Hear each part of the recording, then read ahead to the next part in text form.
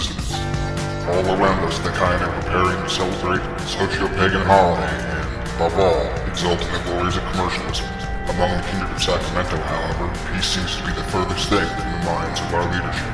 On the political front, Efrani Winters of Clan Toiler has been acclaimed as Primogen to the Primogen Council, as has Mr. Bolton of Clan Engineer.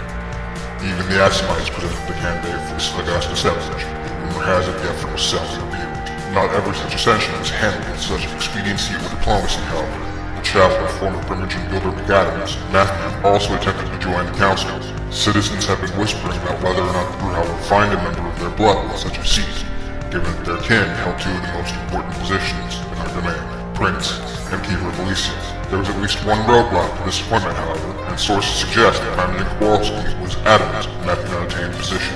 If the sheriff is to be believed, and the rules of our system of prestation makes that all but unavoidable, Matthew attempted to conscript several members of the domain into assaulting Primogen Council. The scuttlebutt is that he planned to incapacitate the child of the rarely seen Nosferatu of Lebron for at least the duration needed for another vote to go in his favor. According to witnesses, Sheriff Deere warned Matthew that such violent inhalations would not be tolerated in Sacramento, and, to demonstrate the privileges of authority that are the bedrock of our society, promptly began to pummel the NCA Brujah. There has been some debate over how hard, precisely, the sheriff struck his quarry, but sources report the event went largely unnoticed until the wounded Brujah attempted to draw the attention of the kind.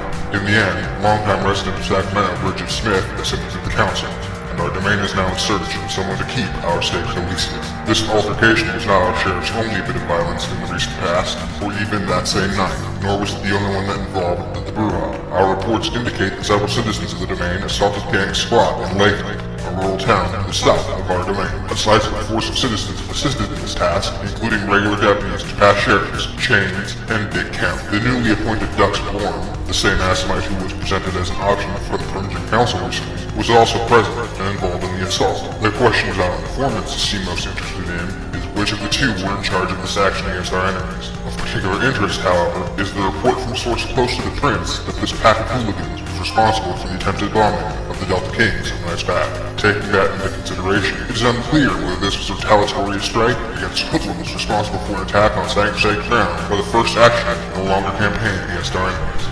Speaking of enemies and campaigns, a witness reports that our semi-frequent visitor from the so-called vampire democracy to the north has been in several conversations regarding a certain scroll that has fallen into the possession of one of his comrades. Some digging revealed the scroll is of particular importance to Elder Harrison Turner, and his child, former Harpy Eliza Parker, has shown motivation and interest for the first time in recent memory in procuring the artifact. Rumors suggest that this prized artifact could become a point of contention, if not hostility and violence, between the Anarchs of the North and our own domain. A riddle for you citizens. Given the rumors that Bastion Libertas intended to act in the role upon his ascension to the throne, and the rumor that he incurred serious debt to our sheriff in securing his praxis, why has a newly arrived Assamite been named as the Alarm Sacramento?